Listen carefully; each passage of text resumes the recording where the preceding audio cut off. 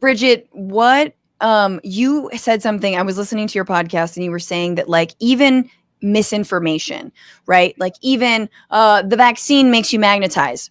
Great story, hilarious. We covered it. That even retweeting and maybe even spreading that can lead to even more misinformation, despite the fact that we are sharing it to mock it and to, cover it as a news story. Talk about what you mean by that. And yeah, because I'm like, I feel sad now that I'm like, well, I want to talk about the magnetic people.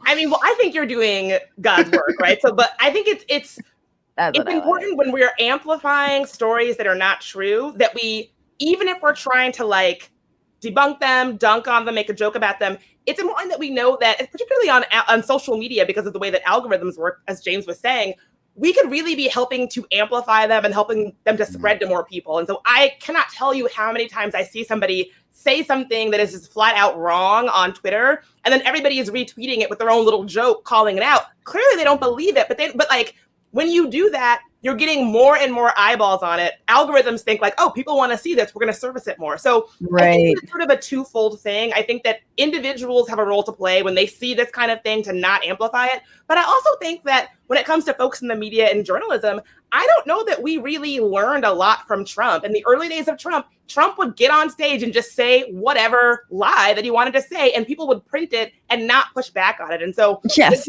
exactly. When you see people like Tucker Carlson, Marjorie Taylor Greene saying things that are nonsense, I think that it's okay for people in the media to report on it, but do it ethically and honestly. Don't report it and take it as face value when you know it's a lie. Remember that being a journalist is about helping to inform people. You don't have to print a lie just because Trump says it. If it's a lie, call it a lie. Just because Marjorie Taylor Greene or Tucker Carlson says something, you can say, Tucker Carlson baselessly claims XYZ endangering the public, right? Like there are plenty of ways to call this out.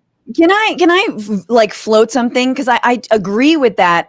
But I also think that when I see news outlets that are like mainstream covering Tucker bits, I'm like, what are you doing? Why? Yeah. You have a show. Do your show. Right. Like, whereas, and this is how I sort of see it, where it's like, little like matchups as they sort of, escalate, like a karate tournament or some crap, where it's like, leave Tucker Carlson to the like lefties on YouTube, leave Marjorie Taylor Greene down in the pits. Like, AOC doesn't have to debate Marjorie Taylor Greene. She's trash, right? We all know that what she is saying is not intellectually at the level of being either in Congress, but that's neither here nor there, but definitely not for AOC to like debate. But I could talk about her. The Young Turks could talk about her, like Majority Report. Like we can all like sort of bite off of that because like we're down here kind of in the trenches a little bit and like it's okay. But if I ever had a primetime news slot, no way in hell I would be covering someone like Marjorie Taylor Greene or Tucker Carlson. So it's like a weird, like almost like send your dogs to do your dirty work. I don't know whether that's like a ridiculous conception of this. Completely agree with you. I think that when mainstream traditional outlets cover this, they're legitimizing it. And I think, the stuff they say is wild. And I think it's so important that folks like yourself, folks like the Young Turks, like folks who are gifted in the skill of poking fun and making fun, comics, people who have a funny perspective can show it for what it really is, but it doesn't have to be legitimized in the New York Times. Yes. Yeah. Yeah.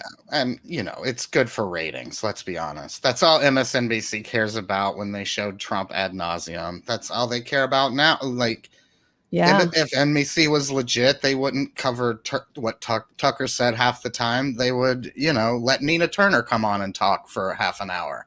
But they're not going to do that, because the outrage and the like hating them and hating Trump it's an easier job to do than leave us to. We need the clicks.